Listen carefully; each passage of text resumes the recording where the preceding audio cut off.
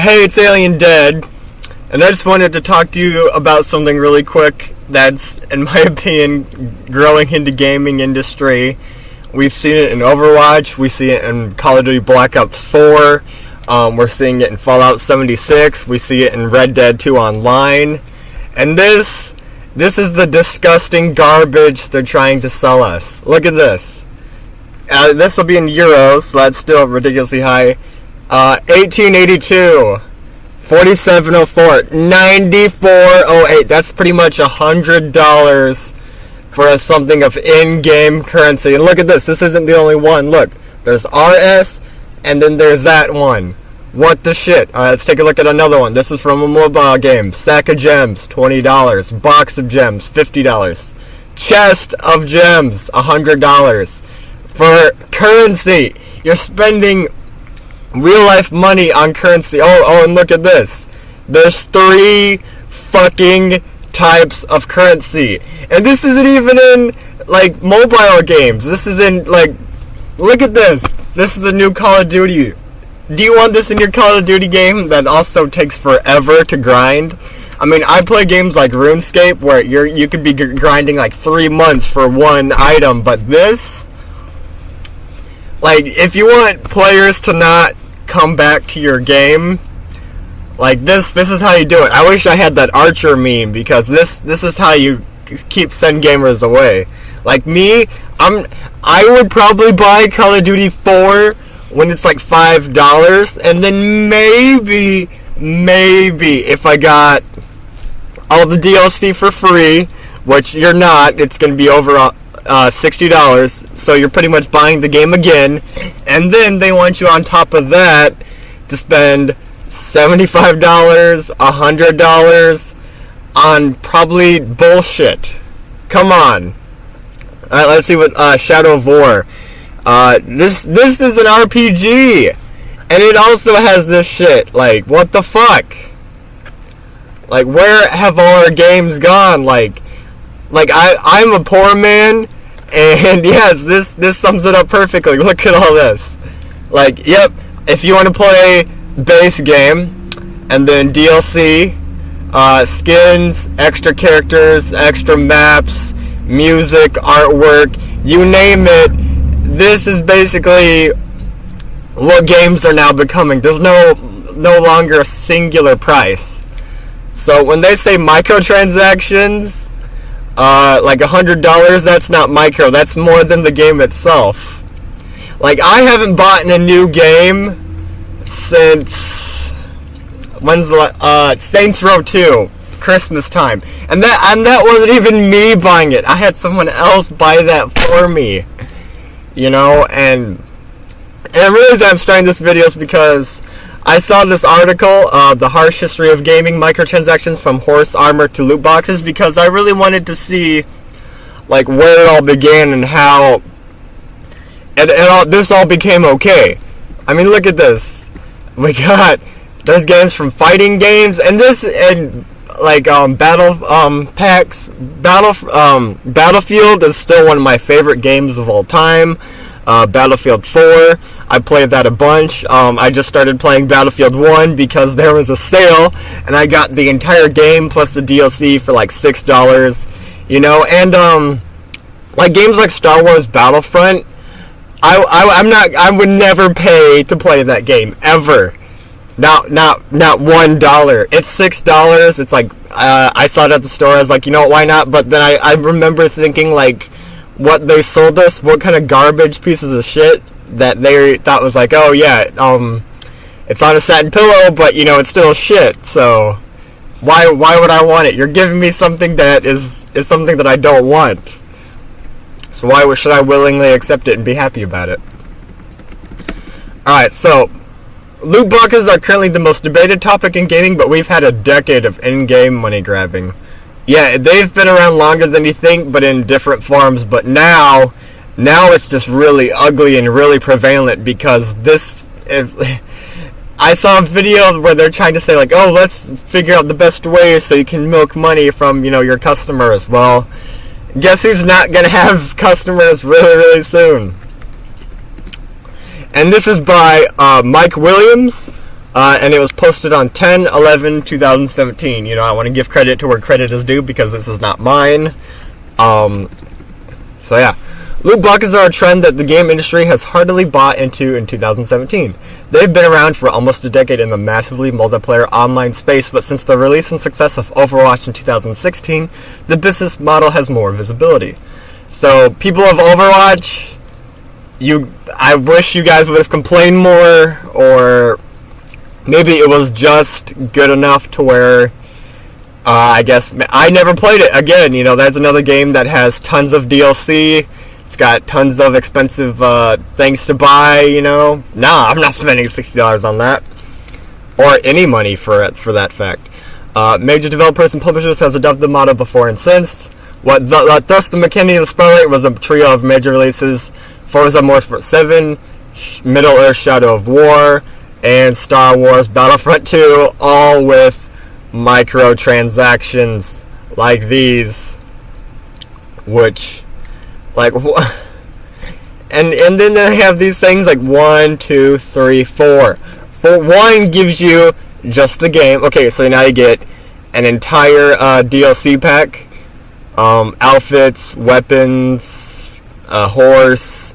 Oh, season pass. Here we go. 2 expansion packs, 2 equipment sets, and I'm guessing that's probably like an art book. And this is $110. $100, $50,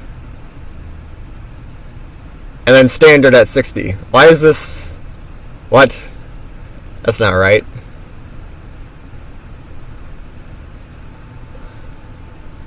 Let's see, where is this at? Yeah, look at this. Praxis kit. Choose your... oh, 70. My bad. That wasn't 40. That was $70. So this is all the... oh, you get a steelbook. Not an art book. A steelbook. So if you like physical things, you know, there you go. You know, something kind of cool to look at. But...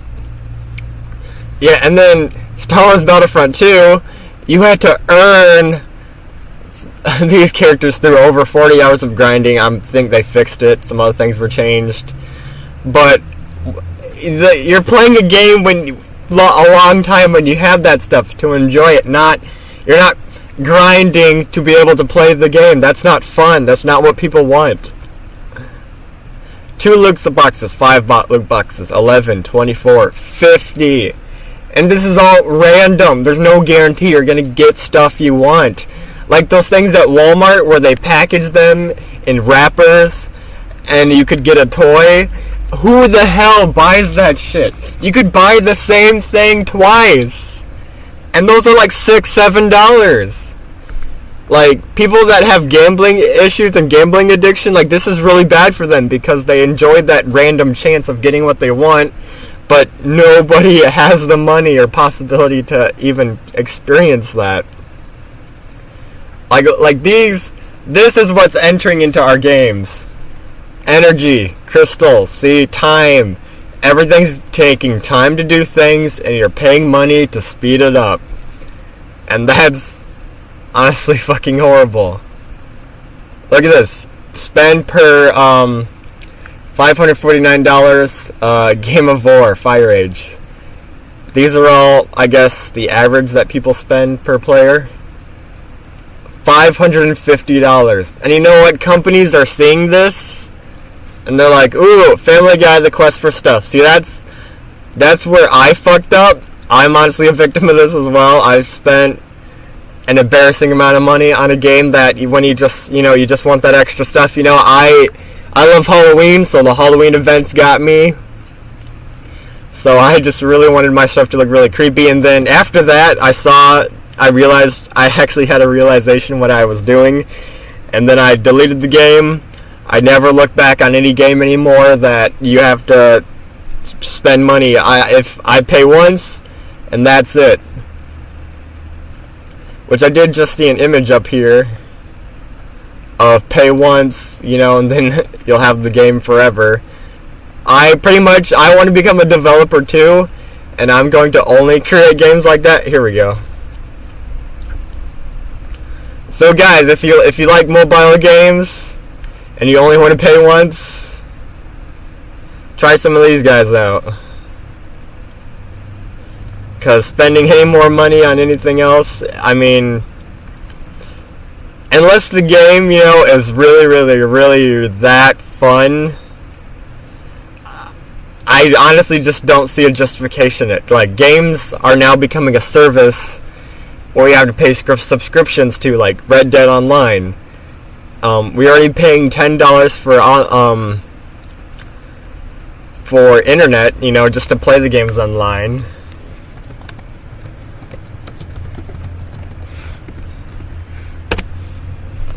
Let's see if there's an image of this. Probably not, because I wouldn't be surprised.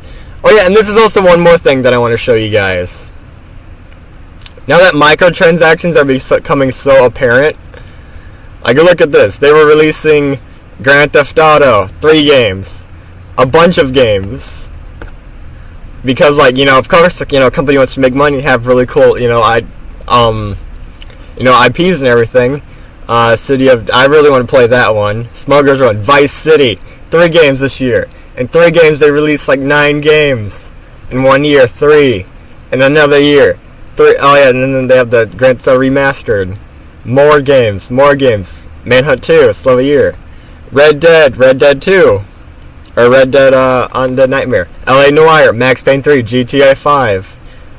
GTA 5 has online microtransactions. You can buy money. They wanted to put a lot of money into their online mode.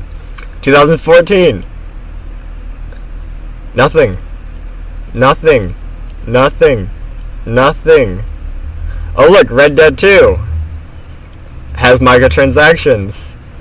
Doesn't have anything. So if they can make a ton of money from one game, why make 2 others? Why make more IPs? Why not just make, like, okay, people love Grand Theft Auto 5, let's make Grand Theft Auto 6 microtransactions, Grand Theft Auto 7 microtransactions, Red Dead 3 microtransactions. I mean, if you already have a really prominent, strong IP, and you can just fill it with microtransactions, and people will buy it because it's your IP. They did the same thing with Fallout 76. There have been reports of people with content finding the codes, copy and pasted. So they didn't even bother creating a new game at all. They just went back, downloaded old things. You could even see it in the glitches, and they did. And it's like, they're not even trying to hide it. Like, it's just sad. Together, the 3 have fueled the backlash against loot boxes, and it's honestly not strong enough, because loot boxes are, anything with loot boxes, I can't buy, for moral reasons and for financial reasons. Number 1, financially, well, even if I was rich, I don't think I would drop $1 in any of this, because I don't want any of this to look like it's positive at all. But I understand publishers have to make money, but if multi-billion-dollar corporations like Blizzard, well, I don't know if it's multi-billion, but I know they at least have multiple millions, where you're paying your developer shit to where they have to leave, to where you're taking away their bonus programs, to where, who's all this money going to? What's the point of having this company generate money if you're just going to throw it away and dilapidate it into garbage? Like, the developers should be making the millions and billions. Who the hell is this money going to? And the people that are in charge of PR, like, what are you trying? Like, it's free publicity, but it's not something you want to have your business associated with. Like Bethesda, they came out with the horse loot boxes. People should hate them more, because they're one of the first things that started this with their DLC. But I'm going to keep reading. I'm going to finish this article, and then I'll rant some more. Together, the 3 have fueled a backlash against loot boxes. Some have sworn never to buy a game with the business model attached. A number of players fear the slippery slope. If you ignore loot boxes now, then publishers and developers will double down on the form. And that's a fear you can understand if you take a look back at business practices in the industry. So let's wander through history of all the ways that publishers have aimed to drain your wallet. I mean, look at this horse armor. It's not even... I mean, it looks cool, but how often are you going to be staring at that pattern on its ass or that pattern on its side, or like how often are you going to be looking at the horse? You're going to be looking at the game. So it's like buying those weapon skins. I was also an idiot, and I bought a bunch of Gears of War 3 weapon skins. I bought like 8 or 9 of them. I only used like 1 or 2 per game. I mean, I never even barely saw them out of the corner of my eye. There was no point to them. Even if my friends had them, there's so much action going on. What was the point? Every nickel and dime matters. Microtransactions first gained large-scale visibility way back in 2006. Bethesda Softworks had just released The Elder Scrolls 4 Oblivion for PC and Xbox 360 in March of that year. It was still early into Xbox 360's lifespan, and Oblivion stood as critically acclaimed and fan-favorite RPG exclusive for the console. Microsoft had previously offered up the idea of microtransactions in early 2005 as a feature of the new Xbox Live Marketplace prior to the launch of the Xbox 360. The platform holder played microtransactions up as a new revenue stream for publishers and developers. Boy, did we not know what was going to come. At the same time, Microsoft called it a boon for players who didn't have to spend $5, $10, or $20 for bundles of content they didn't want. Instead, they could directly buy what they wanted for $1 to $5. Generally, if you do anything less than $5, you ended up eating up the bulk of that $5 in transaction fees, said the Xbox Live general manager Cam Fernandi told Reuters at the time. At the heart of it, it'll be a points-like system where you buy points and then use those points to make purchases.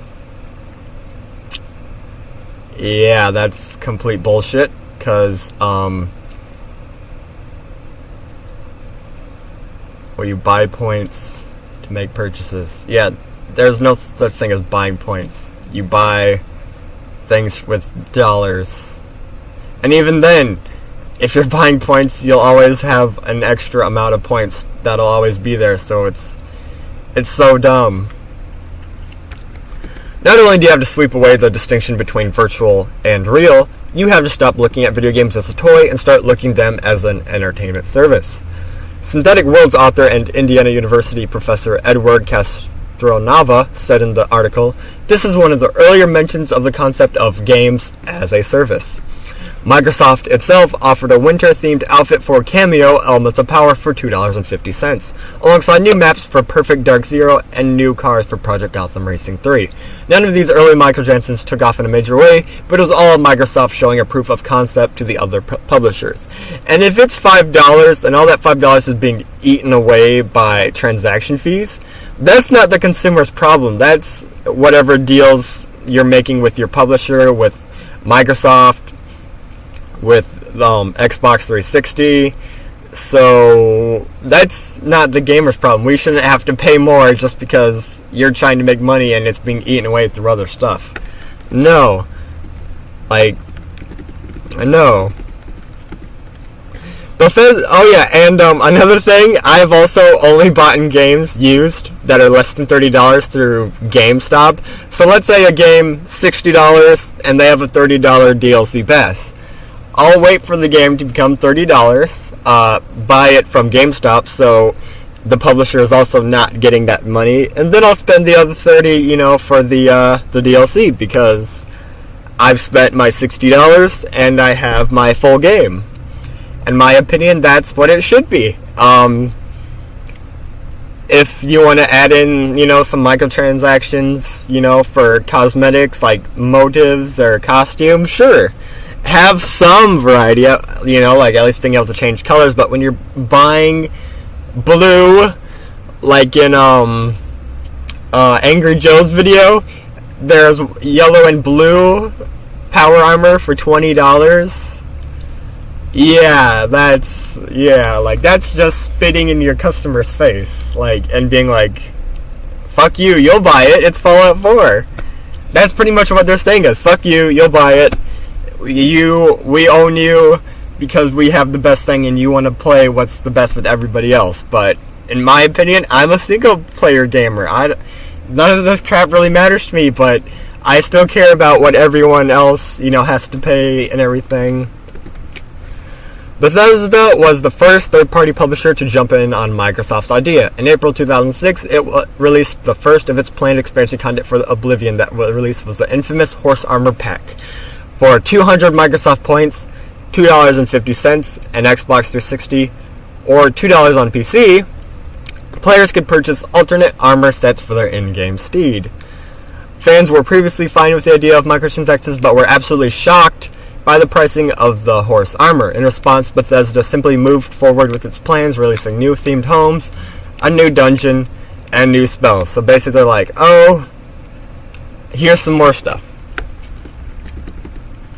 We're not going to make any knee-jerk decisions based on it, the armor being available for 5 hours. We'll see what folks think and put out a few others we have planned and figure out where to go from there, said Bethesda VP of PR Marketing Pete Hines. Pete Hines, if you're still there, fuck you. How dare you do this to us? If you're not, I apologize, and I hope you the best, but some folks seem excited and are already using it. Others don't want it. Maybe those folks will really want the Ore or the Wizard's Tower. We'll see when they come out. And we'll use that info to determine what we put out, how much, etc. Basically, how much money can we charge players without them getting mad at it, or with them being blind enough for their fan love that we're still hurting them, but they don't know it. That's basically what we're being told. That's their public relations. Like, the wording that they use, like, people don't talk like that. It was heresy in the gaming community. Fans rallied and raged at Bethesda. Since then, Horse Armor has been held up as an early infamous example of downloadable content and microtransactions gone wrong. But the actual material hit to Bethesda was almost nil. Fans bought the Horse Armor, making it one of the top 10 purchase downloads for the game on Xbox Live.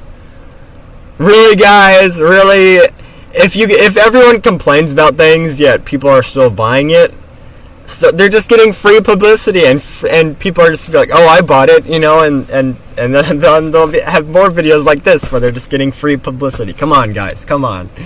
We have to work together, not against each other. Fans purchased the Witch's Tower and Thieves' Den, which were just different homes for the player. Bethesda made a heap of money on top of the $60 fans paid for the Xbox 360 version of Oblivion. Again, this is why I no longer buy new games. I'll rent them, buy them from a friend, or borrow them from a friend. And I'm a hardcore gamer. I want to become a developer. Like, this is one of the reasons why, like, I want to fight this bullshit. Because, yeah, I want to make money, but I don't want this. This is disgusting. Want new emotes for your soldiers in Metal Gear Solid 5? You can pay for that. In response to loot boxes these days, people are actually stating a different preference for direct microtransactions like the Horse Armor instead of getting a blind box of random content. People would rather have the ability to directly purchase what they want in games. Some games like Dead or Alive 5 Last Round subsist on an endless stream of new costumes and characters that players can purchase directly. Nintendo has made an art form with Amiibo, a line of $13 figures with near-field communication NFC chips, allowing them to unlock additional content with a wide variety of games. See, Amiibo, I don't have a Switch, so I can't talk about these things, but I mean, at least you're getting something physical, a toy, you know, so even if you don't use it on your virtual game, you know, that's still a toy, you can still play with it. That's different than a downloadable content that's locked behind an agreement to where, let's say their server shut down or whatever, you just spent all that money and it's just gone. They took your money, they left with it, and you're left with nothing, and that's wrong. No one even blinks at the addition of direct microtransactions anymore. People will happily pay $5 for a character. I won't. I'll wait for the, like, Mortal Kombat XL.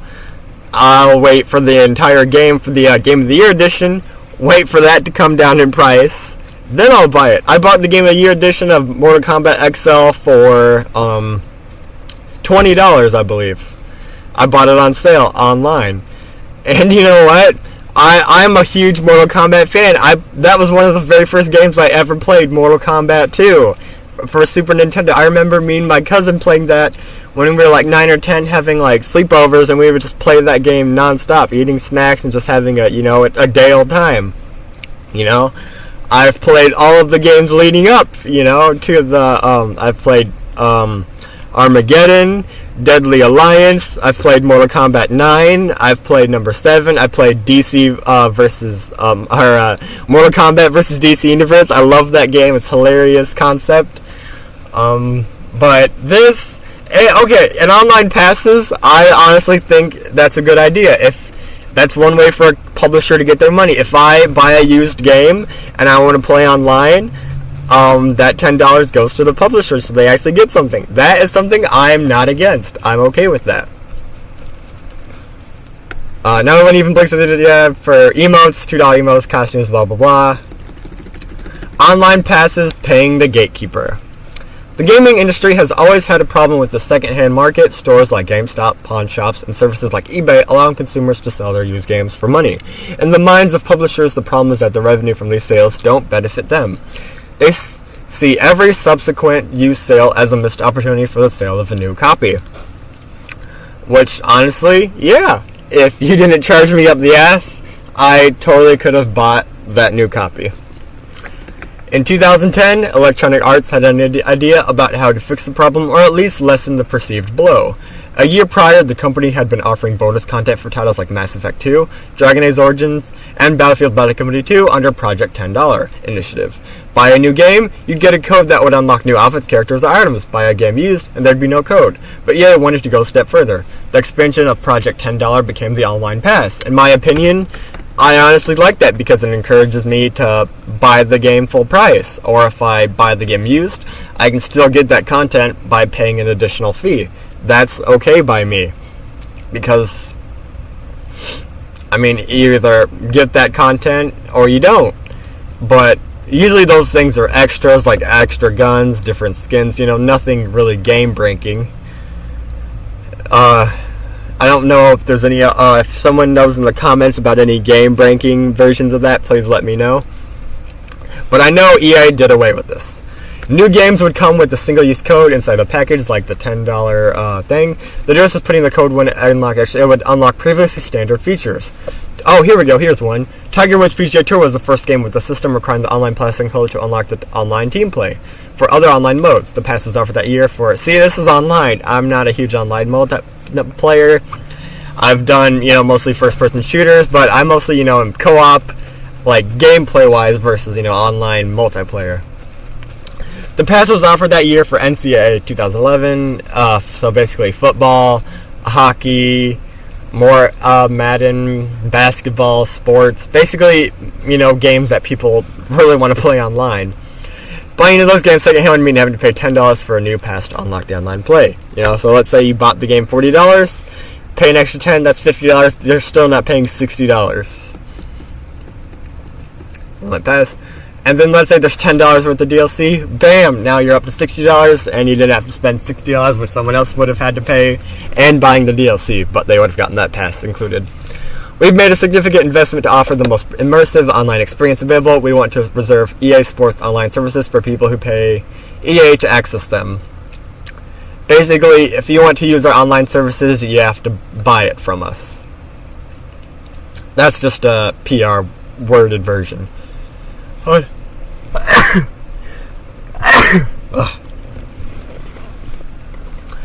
Who went to a survey on last said current EA CEO Andrew Wilson, who was EA Sports Senior Vice President at the time, in order to continue to enhance the online experiences that are attracting nearly 5 million connected game sessions a day. Again, we think it's fair to get paid for the services we provide, to reserve these online services for people who pay to EA to access them. In my opinion, yeah, I think that's fair. The online pass built on the idea of Sony Entertainment had earlier tried. SOCOM US Navy SEALs, Fireteam Bravo for PlayStation Portable, came with an unlock code for online multiplayer. It was there to protect against piracy, which was a major problem for the PSP. And then again, yes, like getting an emulator for all your PSP games, that's a very big thing that is out there. But it's like a mix between everybody trying to make profit And if they piss you off by having you spend a ton of money, either they'll A, do nothing about it, or B, they'll dial it back a little bit, where instead of paying $2.50, you'll be paying $2 or $1.50, to where it's still bullshit, you're paying for it, but oh, we listened to you, we did something to see what, once we see where this goes, then we'll figure out where to go from there, blah blah, fuck you.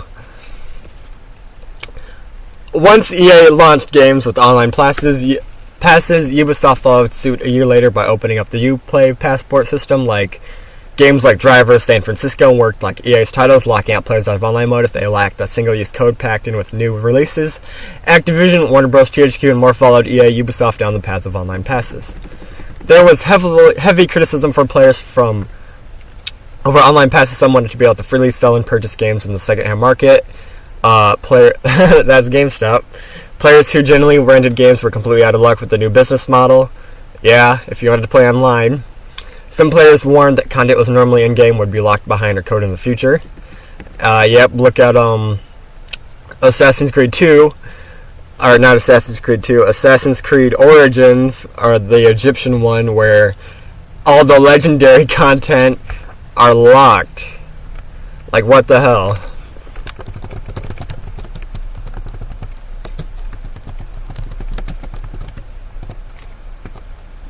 Legendary weapons.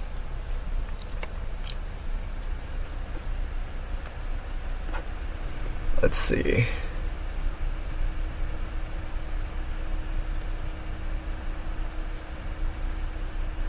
Where'd you find...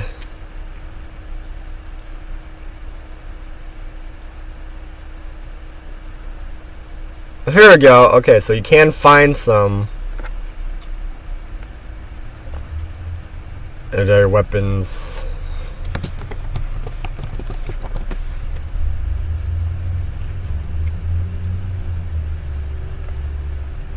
Here we go, the legendary store. Look at this. No. Okay, look.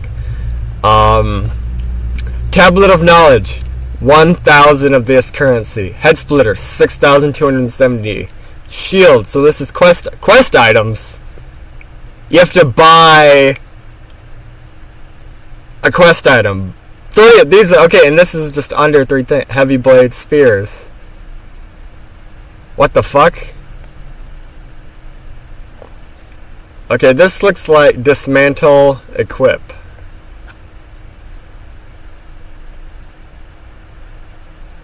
What is this?